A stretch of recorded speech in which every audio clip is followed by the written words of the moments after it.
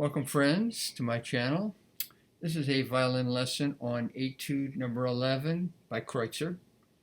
This is an etude made up all of triplets, but it's a shifting exercise. As you see from the very beginning, measure 1, we start in first position, we shift to third position, then we shift to fifth position, then we shift to third position. Now, the notation in the music, I'm using the Etude Peters, and they have very funky kind of notation. They put a Roman numeral 5 and a Roman numeral 3. All these Roman numerals are indicating the position. But the professional way of marking something like this is simply in the third beat, scratch out those two Roman numerals, put a Roman numeral 2, which means A string. Roman numeral 1 means E string, 2 A string, 3 D string, Roman numeral 4, always G string. So just make that correction. It'll make it quick for your eye. So you start in first position, you make the shift to third, you don't need any marks for that. Then to show the fifth position and back to third position. The second bar, we go from third to first, third to first. That's the finger, the 3 to 3 is plenty, all you need. And then again at the end of the first line, measure 3. In the third beat, put a Roman numeral 2, scratch out the other Roman numerals. Okay, so, and that keeps going for the rest of the piece. The thing to be conscious of when you're doing this exercise, and you'll notice when you watch me play it, I'm starting in first position, I'm shifting to third, touching out on the rib, then I come out like this, it looks like this. And then when I go to fifth, I anticipate with my elbow, I'm up to fifth, coming back to third. Notice from fifth, my hand is touching the rib. It doesn't have to, but in this situation it does. And then when I come back to third, I'm staying on the rib, bringing my hand back, finding the fourth finger, and coming off. Let's go like this. That's what it looks like. Now, as we go through this piece,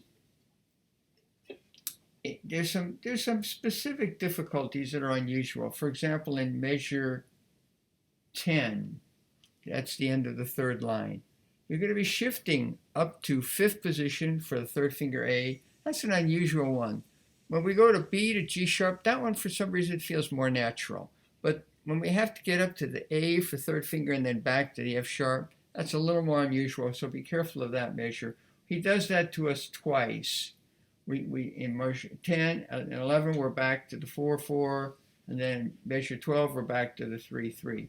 Now, in measure 13, my suggestion to make this a little more interesting, it's kind of nebulous in the music. They don't give specific instructions. I suggest start on the A string for the first two triplets, and then when you go to the E natural, D, C, go over to the D string. Stay on the D string for the third to fourth beats of measure 13. Then you come back. On measure 14, to make it clean, it was a second finger. I went to a fourth finger A on the 14, so I played 4, 3, over to the D string.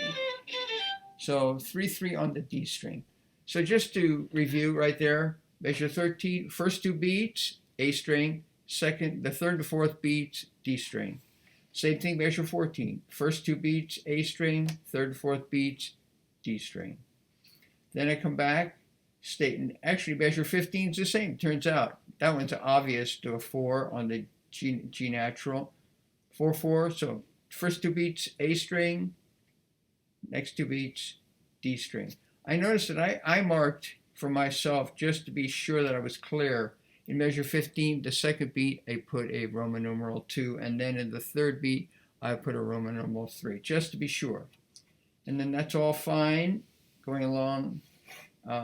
I put a couple more Roman numerals for me at the end of measure 16, the last beat, just to remind myself, because in the heat of battle, I wanted to make sure I wouldn't mess up there. I put a Roman numeral 2, and I did the same thing at the end of measure 17 on the fourth beat. Okay, I'll go ahead and record the second half of the etude now.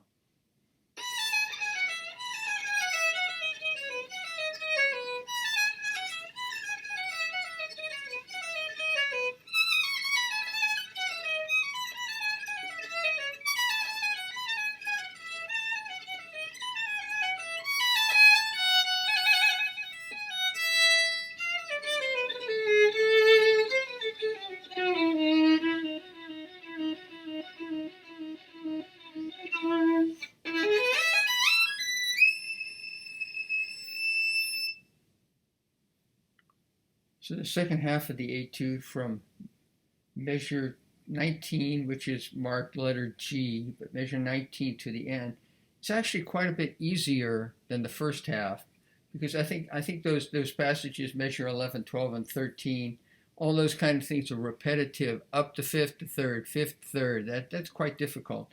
We do a little bit of it in the second half, but as I say, it's not nearly as difficult as the first half, in my opinion.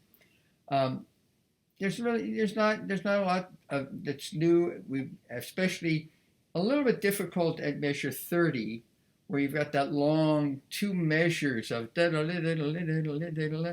I made sure I started fairly close to the frog so that I could really sustain that nicely, so I wouldn't get all the way to the point. You'll notice that I ended up somewhere about here, so that when I did the quarter note in measure 32, I didn't have to go a long way to get for the long arpeggio. And this is a kind of a typical trick that Kreutzer likes to use. He's expecting that you're practicing scales and arpeggios, and if you have, this arpeggio is not very difficult. A simple A2, simple arpeggio. So hopefully it's no problem for you. Otherwise, go back, get out your flesh books, and practice your scales and etudes. Okay, so I think this is a pretty good etude. Very, very good for shifting. You want to make really conscious of getting the elbow moving when you're going from third to fifth. It isn't like when we isolate it where we can move the elbow first and shift. It's got to be sort of in one motion. There's got to be that gradual action. But having to go back and forth from third to fifth, third to fifth, third to fifth, getting your wrist, touching your wrist every time you're from third up to fifth, come back, touch your wrist. So enjoy practicing this one. It's a great etude, and we will see you on the next video. Take care.